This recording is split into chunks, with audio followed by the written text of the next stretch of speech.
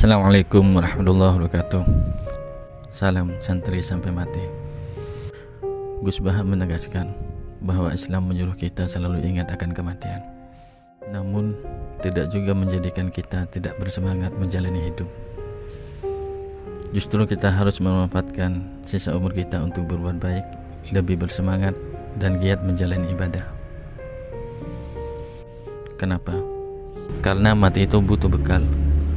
Yang menjadi bekal kita kelak adalah amal perbuatan kita semasa di dunia. Simak penjelasan lengkapnya berikut ini. Semoga bermanfaat, semoga barokah.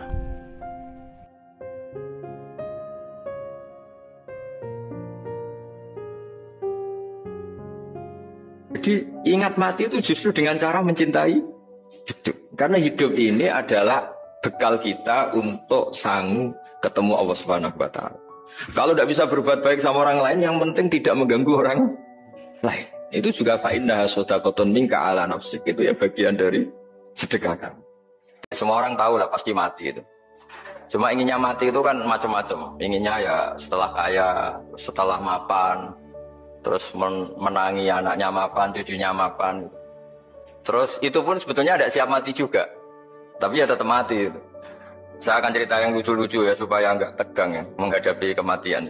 Dulu itu kroni itu ya sudah ada. Jadi Nabi itu ya punya kroni, hanya pejabat. Nabi itu punya kroni. Nabi Sulaiman itu bisa terbang. Ya mulai dulu manfaatkan angin. Jadi angin itu mulai dulu memang luar biasa. Dimanfaatkan orang sekarang mulai tenaga angin, pakai rem angin. Mulai dulu angin itu luar biasa.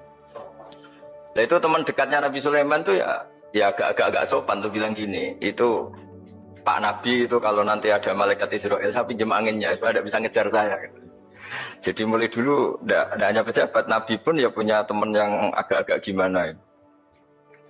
Suatu saat malaikat Israel disuruh nyabut orang, misalnya namanya siapa lah. Nanti saya sebut ada yang tepaan sama, nanti tersinggung, misalnya siapa. Yang jelas namanya ada Agus, tidak Bambang, karena bahasa Arab. Orang ini cabut di India. Nabi Sulaiman kira-kira ya di Palestina kira-kira. Si orang ini ternyata di dekat Nabi Sulaiman. Nah karena Nabi itu kan orang hebat lah. Sehingga malaikat ya kadang silaturahim ke para Nabi. Israel sendiri ya kadang-kadang silaturahim ke para Nabi. Silaturahim yang paling nggak disukai ya silaturahimnya malaikat Israel. Datang ke Nabi Sulaiman. Sebenarnya niatnya silaturahim. Ternyata ketemu orang itu. Kaget malaikat. Waduh ini gimana ini? Kok saya disuruh nyabut di India, kok orangnya di Palestina. Nabi Sulaiman kira-kira di kawasan Palestina, di wilayah yang katanya Israel itu. Kaget malaikat ini katanya disuruh nyabut di India, kok ada di sini. Nah si Kroni ini, si orang yang itu, melihat malaikat Israel, entah kenapa kok dia bisa melihat itu. Mungkin punya kekuatan tertentu karena dekat Nabi. Kaget dia. Malaikat melihat dia karena janggal ya, disuruh nyabut di India, kok orangnya di Palestina. Si orang ini melihat malaikat juga takut. Malaikat itu punya hawa yang luar biasa. Akhirnya bilang ke Nabi Sulaiman, ya Nabi Allah tolong pinjemin saya angin untuk saat ini juga saya bisa terbang ke India. Dipinjemin sama Nabi Sulaiman. Akhirnya orang itu sampai ke India. Terus malaikat senyum, seneng dia. Wah ini sesuai protokol. Karena andai kan orang itu tetap di situ, malah malaikat gak berani ngambil karena prosedurnya harus ngambil di India. Jadi andai kan dia tetap diam di situ, sebenarnya malah gak masalah karena gak sesuai apa? Panduannya harus karena dia terbang di India, malaikat itu nyusul ya terus diambil karena sesuai apa? Karena memang ya hidup itu seperti inilah. Pasti kita semua akan mengalami kematian. Cuma inginnya kita ya hidup itu ya sehat, ya terus kalau mati itu ya tidak punya utang, karena berat nanti utang. Saya tidak tahu fikihnya itu. Kalau utang pribadi itu hisabnya berat, kalau utangnya lembaga itu gimana ya? Dihitung salahnya direkturnya, dihitung salah karyawan yang minta naik apa? Gaji. Saya tidak tahu kayak utangnya Indonesia itu yang disalahkan itu menterinya apa presidennya, apa yang selalu mengajukan gaji 13. Tidak tahu itu, karena di kitab tidak dibicarakan, yang dibicarakan utang-utang apa? Nah singkat cerita itu kalau ngadepin kematian atau sebenarnya yang ngadepi kehidupan juga kita ini. Inna sholati wa nusuki wa mahyaya wa mamati lillahi rabbil alamin. Saya bicara ilmunya kiai. Misalnya si A itu sebenarnya sudah ditulis dia mati karena kecelakaan. Yang satu ditulis mati karena sepuh, karena tua. Yang satu mati karena tersedak. Yang satu mati karena ngelindur. Mungkin yang satu mati karena tenggelam. Laqad kunta fi ghaflatin min hadza fakashafna ankal ghita'aka fabasurukal yauma hadid. Manusia ketika di dunia itu dianggap tidur. Tidur itu dengan tanda kutip itu bodoh. Bodoh itu tidak tahu. Fakashafna ankal ghita'aka. Nanti setelah kamu mati itu pinter. Tapi ketika Anda pinter sudah meninggal, sudah tidak bisa memperbaiki kesalahan-kesalahan kita. Nah di sini saya ingin mengingatkan apapun kondisi kita, yang jelas itu ingat selalu kepada Allah Subhanahu wa taala.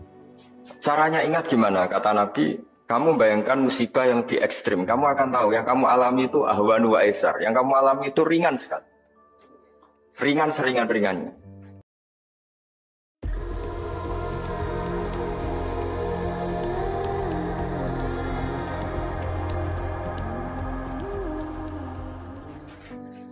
Saya beri contoh ya, kalau Anda belajar misalnya orang ahli meteor, ahli apalah, ahli perbintangan. Ketakutannya pasti benda langit ini jatuh kemudian menimpa bumi. Nah ketakutan yang menjadikan kematian banyak. Kalau baru tsunami aja ya orang takutnya ke tsunami. Nanti kalau ada kematian gempa ya takutnya gempa. Kalau temanya COVID ya takutnya COVID. Terus kalau ada tetangga mati karena ngelindur ya baru gue nak turu hati-hati nggak nak mati ngelindur.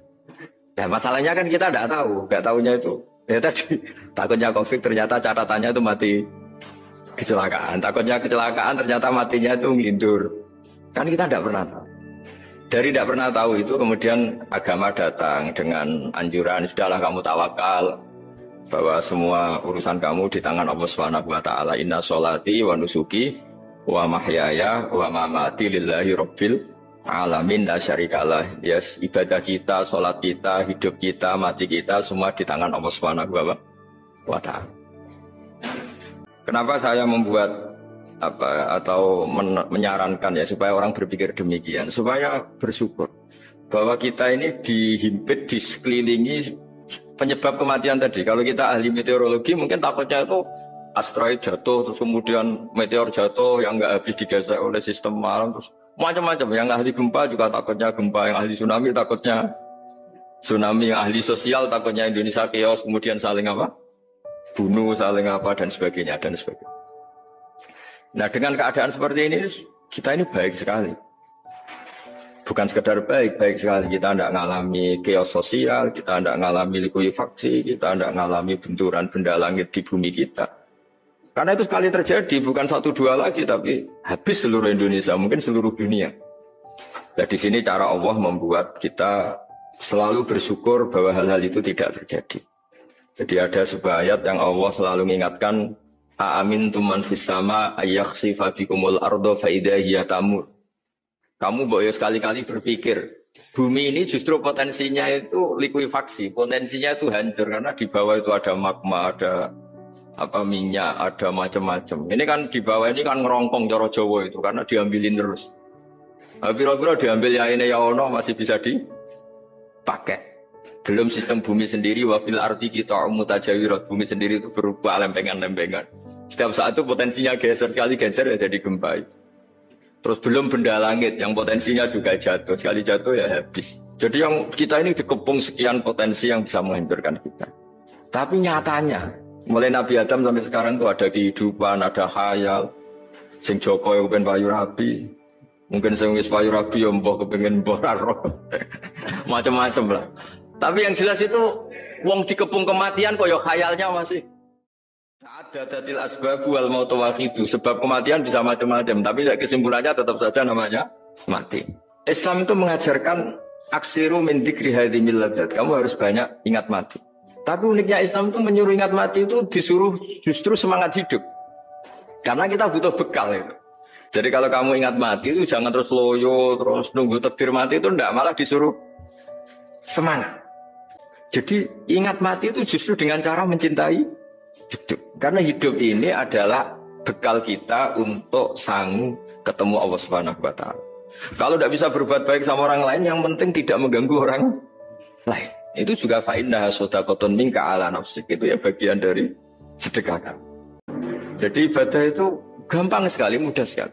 Karena agama ini yuridu wa bikumul yusra wa la yuridu bikumul usra. Agama ini mudah bukan sulit.